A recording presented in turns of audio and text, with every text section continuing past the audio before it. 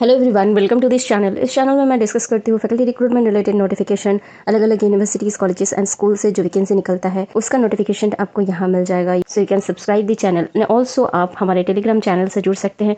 वहाँ मैं regularly vacancy update post करती रहती हूँ। जो नोटिफिकेशन यहाँ डिस्कस करना पॉसिबल नहीं होता वहाँ उसका इन्फॉर्मेशन आपको तुरंत मिल जाएगा। लिंक डिस्क्रिप्शन में है, वहाँ से जाकर आप ज्वाइन कर सकते हैं। इस वीडियो में मैं बात करने वाली हूँ एक PhD एडमिशन नोटिफिकेशन के बारे में जो कि आया हुआ है NIT तिरुचिरापल्ली से। दिस इज देयर ब्रोशर जहाँ full time and part time PhD निकाला गया है। यहाँ ऑनलाइन एप्लीकेशन करना है थ्रू समर्थ पोर्टल। लिंक आपको डिस्क्रिप्शन में मिल जाएगा। तो जो लोग रेगुलर एप्लीकेशन करेंगे उनको वहाँ रह के करना पड़ेगा। एंड एलिजिबिलिटी क्राइटेरिया आप देख सकते हैं। जनरल के लिए 60% का क्राइटेरिया रखा गया है and SC ST PWD candidate के लिए 55% का क्राइटेरिया यहाँ रखा गया है। बाकी यहाँ से आप डिटेल्स चेक कर सकते हैं। ऐसा कैंडिडेट जो अपने BE BTech और B.Arch के लास्ट सेमेस्टर में है, अभी आप अप्लाई कर सकते हैं, लेकिन एप्लीकेशन के टाइम आपके पास डिग्री होना जरूरी है। In the general AWS OBC NCL category must possess 80%।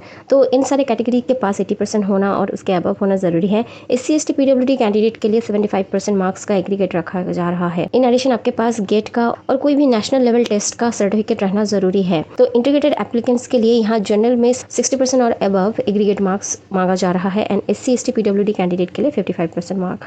General instructions for PhD admission आप यहाँ से पढ़ सकते हैं। Selection will be on an initial screening. पहले आपका स्क्रीनिंग होगा और रिटन टेस्ट होगा एंड उसके बाद इंटरव्यू में आपका जैसा परफॉर्मेंस रहेगा उस हिसाब से आपको लिया जाएगा। तो रिटन टेस्ट प्लस इंटरव्यू का यहाँ सिस्टम है। लिमिटेड हॉस्टल अकोमोडेशन अवेलेबल है यहाँ लिमिटेड सीट्स के लिए। Applicants must upload following scan documents. तो आपको ये सारे डॉक्यूमेंट्स अपलोड करना जरूरी रहेगा। 10th एंड 12th का marksheet, passport size photograph, signature of the applicant, transfer और माइग्रेशन सर्टिफिकेट, UG PG जितने सारे आपका मार्कशीट है सारा का सारा मार्कशीट आपको अपलोड करना रहेगा। कैटेगरी सर्टिफिकेट भी अपलोड करना जरूरी रहेगा और PWD कैंडिडेट है तो उनके लिए वो सर्टिफिकेट अपलोड करना रहेगा। Supporting documents to be uploaded. Full time अगर आप करना चाहते हैं तो आपको एक SOP यानी कि research proposal as a single file upload करना जरूरी रहेगा। पार्ट टाइम के लिए आप NOC यहाँ दे सकते हैं रिसर्च प्रपोजल के साथ साथ। अगर आपका कोई को सुपरवाइजर है या फिर रिसर्च कोऑर्डिनेटर है, अब वो यहाँ डॉक्यूमेंट अपलोड करके अपना पार्ट टाइम PhD के लिए अप्लाई कर पाएंगे। अगर आपके पास कोई भी स्पॉन्सर सर्टिफिकेट नहीं है अवेलेबल तो आप एक सेल्फ डिक्लेरेशन लेटर यानी कि खुद से एक लेटर लिख के भी आप स्पॉन्सरशिप सर्टिफिकेट बना के यहाँ एडमिशन पोर्टल में अपलोड कर सकते हैं। और सिलेक्शन होने के बाद ओरिजिनल डॉक्यूमेंट्स वेरिफिकेशन यहाँ किया जाएगा। तो ऑनलाइन एप्लीकेशन के लिए आपको पहले अच्छे से ये सारा रूल्स एंड रेगुलेशंस पढ़ना है। आपको कितने % मार्क्स रहना जरूरी है ये सारा अच्छे से यहाँ देख लेना।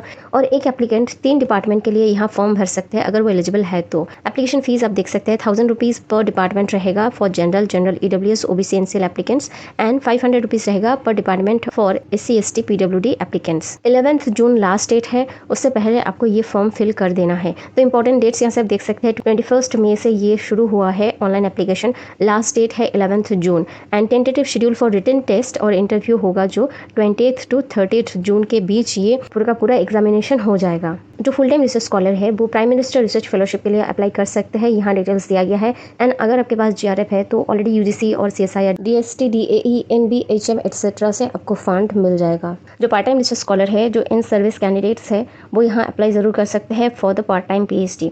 तो एडमिशन प्रोसेस आपको पहले ही बता चुकी हूँ, बाकी ये डिटेल्स फिर से दिया गया है। तो मंथली फेलोशिप और असिस्टेंटशिप यहाँ मिलेगा। पहले 2 साल के लिए आपको 37,000 प्रोवाइड किया जाएगा और उसके बाद ये बढ़कर हो जाएगा 42,000 फॉर द रिमेनिंग 3 ईयर्स। तो 5 ईयर्स आपको दिया जाएगा, उसके बीच आपको अपना PhD कंप्लीट करना है। तो यह department and category wise seat vacancy mentioned है, आप देख सकते हैं। आर्किटेक्चर के लिए टोटल 8 सीट्स है, केमिकल इंजीनियरिंग में 8 सीट्स है, केमिस्ट्री में 7 है, सिविल इंजीनियरिंग में है 13 सीट्स, कंप्यूटर एप्लीकेशंस में है 8 seats, computer science and engineering में है 10 seats, electrical and electronics engineering में है 11 seats, electronics and communication engineering में है 13 सीट्स, एनर्जी एंड एनवायरनमेंट में है 3 seat, humanities and social sciences में है 5 seat, instrumentation and control engineering में है 7 सीट, मैनेजमेंट स्टडीज में है 7 सीट्स, मैथमेटिक्स में है 8 सीट्स, मैकेनिकल इंजीनियरिंग में है 13 seats, metallurgical and materials engineering में है 8 सीट्स, फिजिक्स में 6 सीट्स है, प्रोडक्शन इंजीनियरिंग में है 11 सीट्स। तो टोटल 146 यहाँ सीट्स आया है PhD के लिए फॉर 17 सब्जेक्ट्स। पेज नंबर 12 में एडिशनल एलिजिबिलिटी क्राइटेरिया मेंशन है डिपार्टमेंट वाइज। अब अपना